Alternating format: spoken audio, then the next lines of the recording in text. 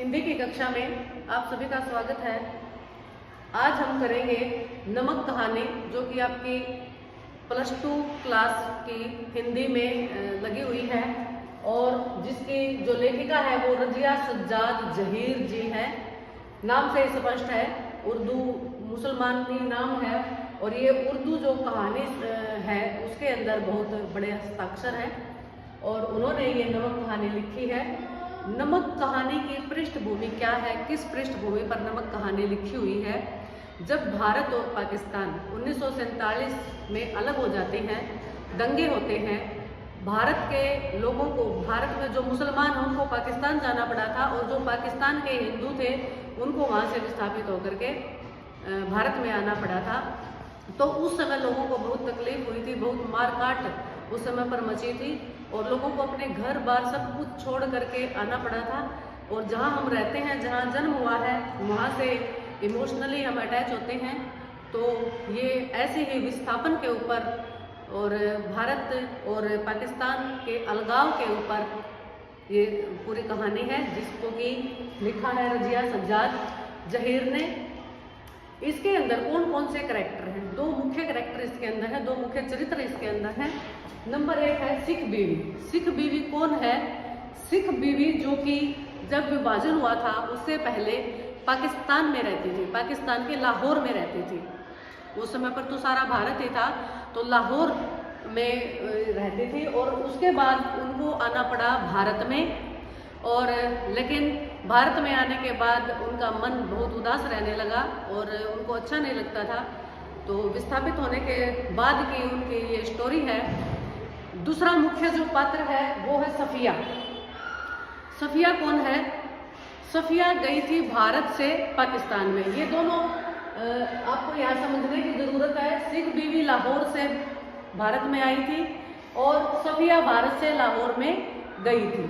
सफिया लाहौर जा रही थी। ये दोनों ये उम्र में बड़ी थी और ये उम्र में छोटी थी। तो भारत में एक जगह पर कीर्तन हो रहा था और उस कीर्तन में ये दोनों आई हुई थी। तो जो सफिया है वो बार बार सिख बीवी की तरफ देख रही थी और सिख बीवी भी बार बार सफिया की तरफ देख रही थी, मानो दोनों का कोई कनेक्शन है। तो उसने पूछ ही लिया कि सिख बीवी ने पूछ ही लिया कि ये कौन है। तो उसने कहा कि ये जो है ये लाहौर से, जो सब सिख बीवी है ये लाहौर से आई है, लाहौर से विस्थापित हैं। और ये बताया गया कि जो सफिया है वो लाहौर जा रही है। तो सिख बीवी को एकदम से अपनापन महसूस हुआ कि तू लाहौर जा रही है।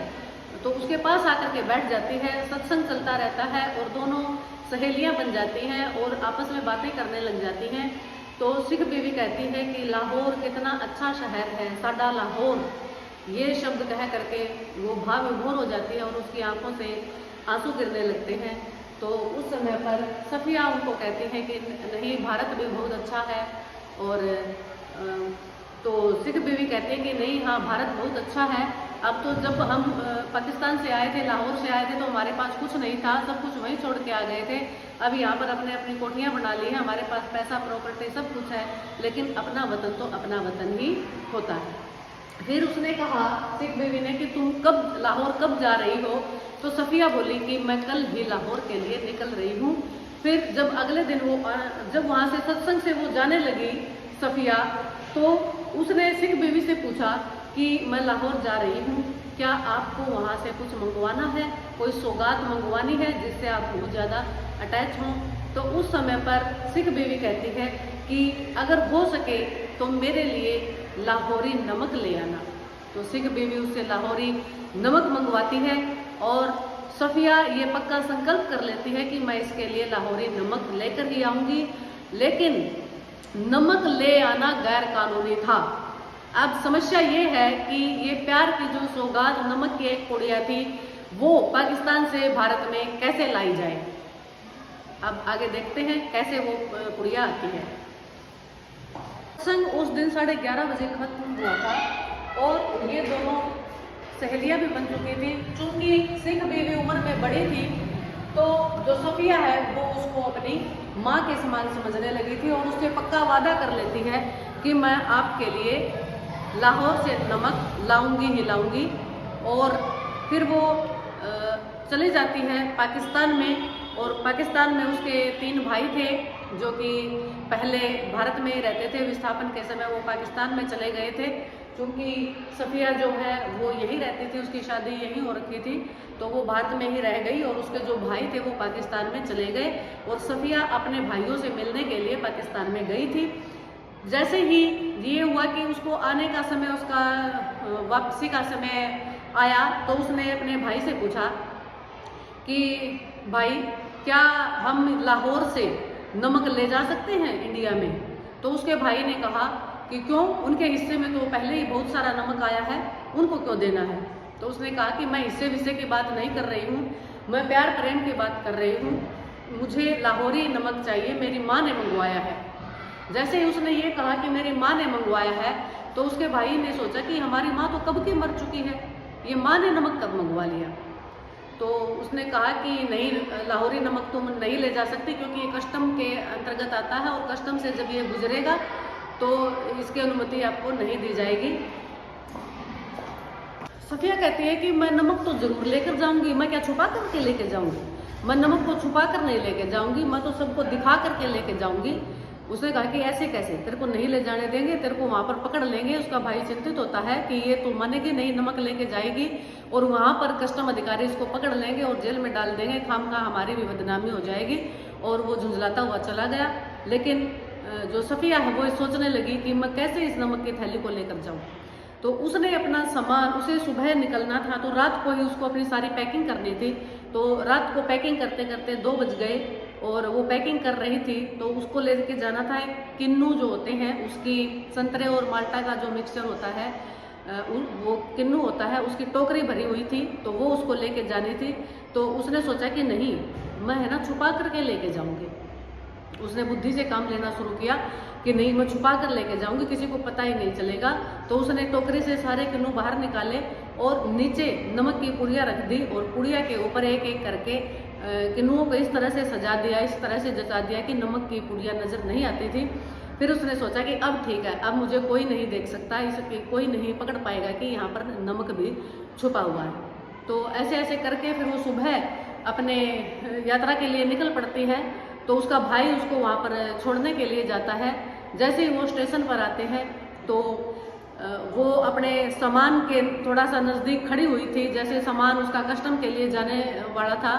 तो उसने सोचा नहीं, ये मोहब्बत की निशानी है, किसी ने प्यार से मंगाई है, मैं ऐसी मोहब्बत के निशाने को कस्टम वालों से छुपा करके नहीं लेके जाऊंगी, मैं दिखा करके लेके जाऊंगी और इनको बताऊंगी और इनसे पूछ कर ही प्यार के निशाने को मैं लेके जाऊंगी। वो धीरे धीरे एक कस्टम अधिकारी के पास जाती है और उससे पहले वो जो पुड़िया थी उसको अपने पर्स में डाल लेती है, जिसमें उसका पासपोर्ट और जरूरी उसके सामान थे। उस पर्स में डाल करके फिर वो कस्टम अधिकारी के पास जाती है और उनसे पूछती है कि आप कहाँ के रहने वाले हैं? तो उसने कहा कि मेरा वतन तो दिल्ली है। और कहा कि आप दिल्ली के रहने वाले हो? कि हाँ, मैं दिल्ली में रहता था, विस्थापन के बाद मैं लाहौर आया हूँ, लेकिन मेरा वतन तो दिल्ली ही है। तो उसने कहा कि मेरे पास नमक है। तो वो भौचंका सा होकर के उसको देखता रहता है कि ये तो गैर कानूनी है। फिर वो उसको सारी बातें बता देती है। सारी बातें सुनने के बाद वो उस नमक की पुड़िया को अपने हाथ में ले लेता है और एक कपड़े में लपेट करके अच्छी तरह से उसके बैग में डाल देता है और कहता है कि ये मेरी तरफ से एक तोहफा होगा, आप इसको लेकर जा सकती हैं, ये प्यार की निशानी है। बेशक से सरहदें बट गई है लेकिन प्यार कभी भी नहीं बटना चाहिए। तो जो सफ़िया है वो उस कस्टम अधिकारी का धन्यवाद करके अपनी ट्रेन में बैठ लेती हैं और ट्रेन में बैठने के बाद फिर जब वो दिल्ली एयरपोर्ट पर उतरती हैं तो वहाँ भी इसी चीज़ का उसको सामना करना था। जैसे ही उसका सामान कस्टम से निकलने लगा तो फिर वहाँ पर एक कस्टम अधिकारी था जो कि पतला सा था, जिसके घुंघराले बाल थे और वो बांग्लादेश का लग रहा था। तो सफ़िया उसके पास पहुंची और उससे पूछा कि आप बंगाली हो? तो उसने कहा कि हाँ जी, मेरा तो साडा जो प्रदेश है, हम साडा वतन जो है, हमारा जो वतन जो है वो ढाका है। तो उस बंगाली कस्टम अधिकारी ने कहा कि मेरा वतन ढाका है। तो उसने कहा कि ढाका है, आप तो दिल्ली में हो। तो वो कहने लगा कि नहीं, मैं पहले ढाका में रहता था, अब ये ऐसा ही वातावरण तैयार हो चुका है कि जो जिसका देश था वतन था वो नहीं रहा, दूसरा हो गया है, हम दूसरी जगह आ गए तो क्या है, क्या हो गया फिर, हमारा वतन तो जहाँ हम रहते थे वही है। इसी तरह से जो वहाँ पाकिस्तान में जो लाहौर में था उसने कहा कि मेरा वतन दिल्ली है, दिल्ली का जो कस्टम अधिकारी था उसने कहा कि मेरा वतन ढाका है, क्योंकि बेसिकली वो वहीं से बिलोंग करते थे। तो उसने फिर उस बंगाली कस्टम अधिकारी को भी सारी बातें बता दी कि ऐसे ऐसे मैं ये नमक की पुड़िया लेकर के जा रही हूँ, जो कि है तो गैर कानूनी, लेकिन ये प्यार का तोहफा है, मैं आपसे पूछ करके ले जाना चाहती हूँ, अगर आपको कोई इसमें दिक्कत नहीं है तो वो इधर उधर देखता है एक बार, तो फिर सफ़िया का हाथ पकड़ के अंदर कमरे की तरफ ले जाता है और उसको कहता है कि यहाँ बैठ जाओ। सफ़िया घबरा जाती है कि कहीं तेरे ऊपर अब कोई